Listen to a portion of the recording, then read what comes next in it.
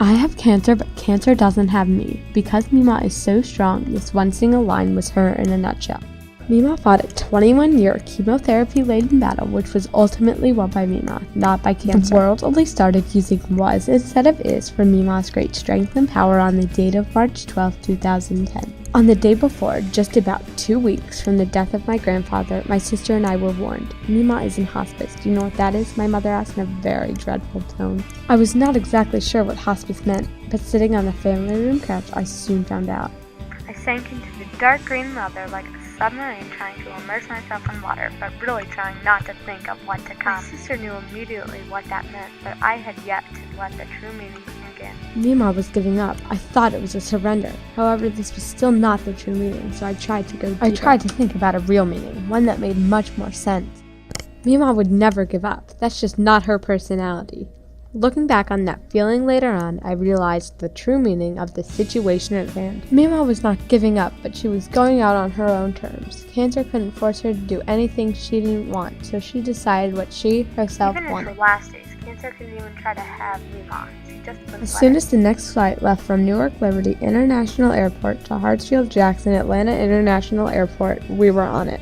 As we were on the plane, nothing could be more upsetting. I knew getting off the plane would be tough. We were meeting my curly-haired, normally fun, energetic cousin who always has a good story to tell and a laugh in store for everyone. It was not like normal times, though. This was a heartbreaking plane ride. Not even the Delta Biscoff movies could cheer me up.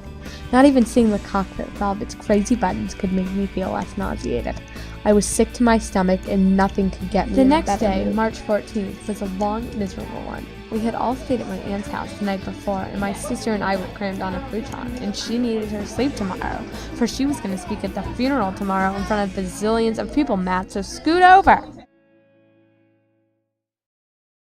That's exactly what I did. I scooted over. Shortly after my big move, I fell asleep. The next day, March 14th, was the funeral. I begrudgingly put on stiff khakis, an overly starched white button-down shirt, and a navy blazer.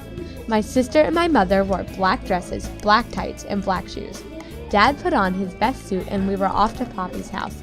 He, honoring his wife, wore his Sunday best and looked very put together, although very melancholy, as everyone else did.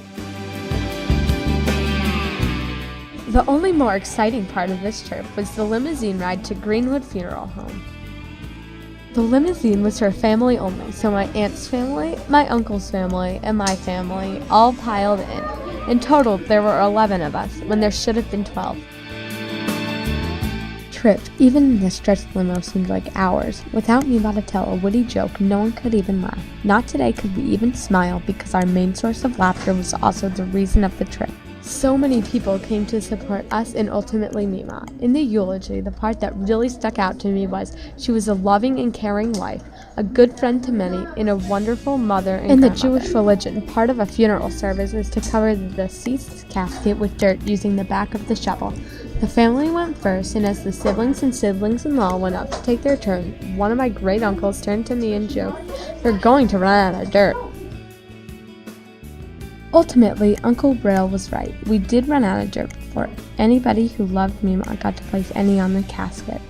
This was a true symbol of the love and care that her friends and family wanted to give back to her. After the funeral, all 11 of us piled back into the limo with our tear-streaked faces. We rode back to where the services were to be held in her honor, the clubhouse at the orchards of Brannon Oaks Farms in Cumming, Georgia. There were no less than 20 of her closest friends helping to set up for this large affair.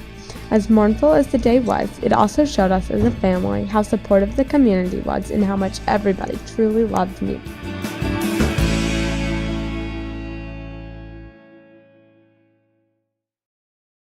As a whole, this experience was not to be looked upon fondly.